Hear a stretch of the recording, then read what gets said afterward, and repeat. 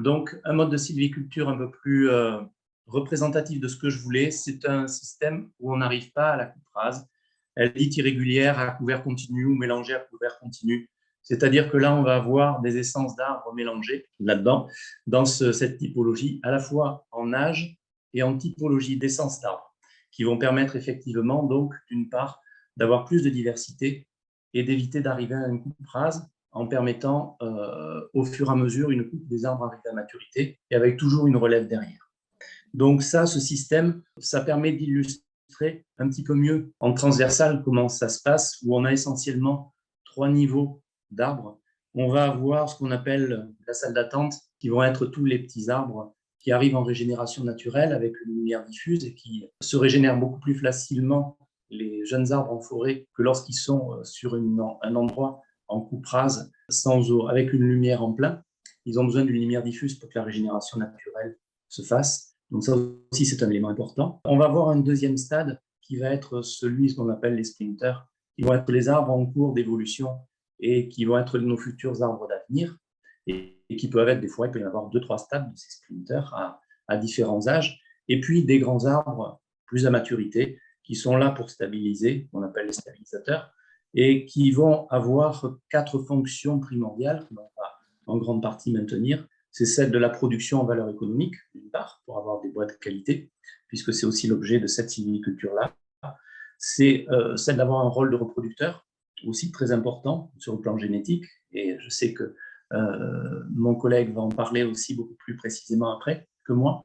Un rôle de stabilisateur au niveau de la forêt aussi, qui est très important, pour justement avoir une meilleure résilience dans le temps, et un rôle d'éducateur aussi pour l'ensemble des arbres qui sont autour. Donc, ce type de forêt et ce type de gestion s'inscrit pour moi beaucoup plus aisément dans la notion de ce qu'est un écosystème forestier.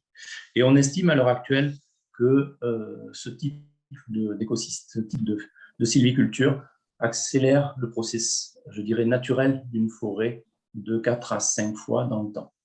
Je vous ai mis une petite photo pour vous illustrer un petit peu ce qu'était une futée régulière ou mélangée à couvert continu. C'est-à-dire que là, voilà, on va trouver toutes les classes d'âge, on va trouver des essences différentes, les arbres vont pouvoir bénéficier d'une lumière à beaucoup de niveaux, parce que dans le premier schéma, tous les arbres ont le même âge, sont souvent de la même essence, donc ils ont tous les mêmes besoins en eau, en nutriments au même moment. Alors que là, on va avoir en fait des arbres avec des besoins qui seront différents, avec des ressources dans le sol attachées à tous les champignons et mycorhizes spécifiques à chacune des espèces qui seront une richesse pour le sol, à un sol beaucoup plus structuré, à toutes ces choses-là qui permettent d'avoir beaucoup plus de biodiversité dans cette typologie de sylviculture et de forêt. On en arrive voilà, à ce que dans la forêt, être en forêt sur le site de 34 hectares, j'essaie de proposer justement en présentant une notion de ce qu'on appelle les forêts dites mosaïques et multifonctionnelles. Multifonctionnelles sur le plan sociétal, on peut s'y promener, on peut exploiter, on peut faire plein de choses dans les forêts telles qu'on peut l'imaginer sous tous les angles, et aussi sur le fait qu'on a toutes ces différentes typologies de sylviculture qui sont présentes sur site. Donc, en résumé, et rapide pour aller très vite, il y aurait plein de choses à dire encore, même sur ce slide-là. En synthèse, ces typologies de sylviculture répondent, et ça me paraissait important par rapport à nos enjeux d'adaptation climatique, à tous les points que j'évoque à la fin. C'est celui d'un maintien de l'écosystème forestier dans le temps par des éclaircies sélectives et ne pas arriver à un schéma de coupe rase. La recherche d'amélioration de la qualité des bois produits, ça aussi c'est important pour l'utilisation qu'on veut en faire, et d'aller plutôt vers du bois d'œuvre que vers du bois d'énergie, qui va bien sûr redonner son carbone tout de suite, alors que dans le bois d'œuvre, on va le stocker beaucoup plus longtemps. L'utilisation, la recherche de synergie naturelle et productive, ça aussi c'est très important, bien sûr, dans un élément naturel. Et pour une meilleure résilience aussi de nos forêts. La régénération naturelle ou l'enrichissement avec des essences nouvelles, par moment aussi, c'est parfois nécessaire, ça on pourra en reparler. La gestion des arbres pied à pied, vers une génétique plus adaptée au climat et aux besoins, ça aussi c'est un point très intéressant et important. Une diversité d'arbres en naissance, en taille et en âge.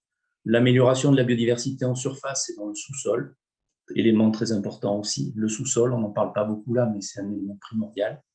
La gestion du bois mort maintenu sur site et les îlots de sénescence, j'ai pu en entendre parler tout à l'heure un peu aussi.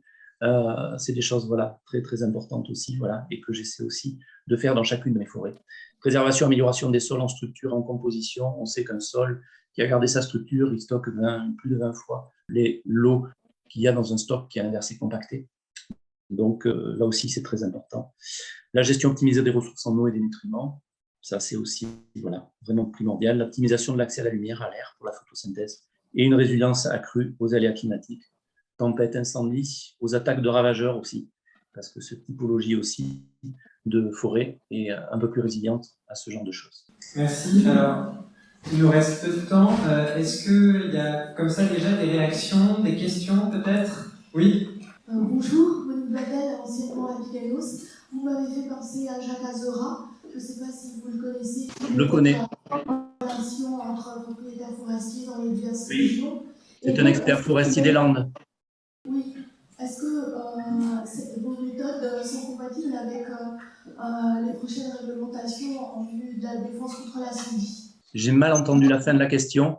Vos méthodes de régénération et de prise en compte de toute cette biodiversité vont être compatibles avec ce qu'on peut attendre de réglementation contre l'incendie? Alors effectivement, je suis tout à fait en accord sur beaucoup de choses avec ce que fait Jacques Azra, qui travaille pour Sylva, notamment par cette association qui est d'ordre international et qui travaille pour des typologies de sylviculture, effectivement, dans le sens que aussi j'essaie de réaliser, je me suis beaucoup inspiré bien sûr de ce genre de choses, qui n'est bien sûr bien inventé par moi-même. Et ProSylva existait bien avant moi et on a un recul très intéressant là-dessus. Après, par rapport aux incendies de forêt, effectivement, il y a dans les pratiques de cette sylviculture des choses très intéressantes parce que le fait d'avoir un mélange d'essences, notamment feuillus, on sait que c'est un frein aux incendies beaucoup plus fort que lorsqu'on a des forêts de résineux en monoculture. Donc ça, c'est effectivement cette typologie de sylviculture va être plus intéressante pour faire face aux incendies, tout à fait. Avec une problématique toutefois, malgré tout, qui va être celle des sous-bois, parce que là, il y a un grand débat, parce que ces sylvicultures, malgré tout, il faut laisser des arbres et des sous-bois où on a de la régénération naturelle, des petits arbres qui vont prendre le relais. Et si on dit qu'il faut tout raser pour maintenir des sous-bois qui soient propres dans nos notions humaines, entre guillemets, c'est quelque part la mort de la forêt aussi. Donc, c'est là où il faut qu'on apprenne à faire des consensus et où qu'est-ce que ça veut dire une forêt propre en sous-bois. Voilà. Je pense qu'après, c'est une question de moyens qu'il faut qu'on puisse mettre en œuvre et aussi que les forestiers, on se canalise beaucoup et on s'oblige à avoir des accès qui soient de bonne qualité pour permettre aux pompiers d'intervenir bien et de façon sécurisée et dans l'essentiel des espaces forestiers.